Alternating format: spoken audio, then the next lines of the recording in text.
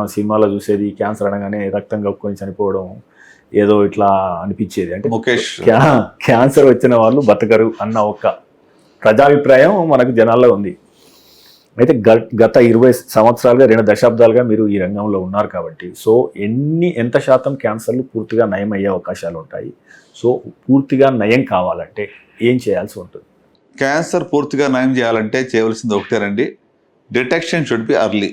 Stage 4లో వచ్చి నయం చేయమంటే ఎవరూ చేయలేరు. Early detection most important.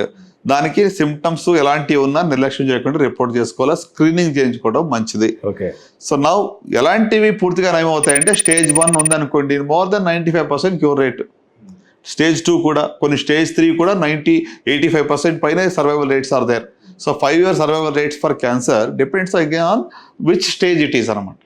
So earlier the stage cure rates are higher, right. అంటే ఇప్పుడు ఫస్ట్ స్టేజ్లో ఎప్పుడు తిరగబడదు నేను చెప్పట్లేదు, కానీ ప్రాబబిలిటీ ఆఫ్ జబ్బు తిరగబడేది స్టేజ్ 1లో ఇది less than 5%. ఇప్పుడు బ్రెస్ట్ క్యాన్సర్ లాంటిది 98-99% క్యూర్ రేట్స్ చూస్తున్నాం. లైఫ్లో దేనికి 100% ఉండదు. మీరు దారిలో వెళ్తుంటే యాక్సిడెంట్ అయ్యే రిస్కే 100లో 1%, 2% గ్యారంటీగా ఉంటుంది. ఇప్పుడు ఇంకా అది ఎక్కువ దీనికన్నా కూడా అలా చూసుకుంటే. But outcomes most important point that మన వీక్షకులందరూ నేను చెప్పాల్సింది ఏంటంటే early diagnosis saves lives. Outcomes are directly proportional to the stage. దీంట్లో ఎలాంటి సందేహం లేదు.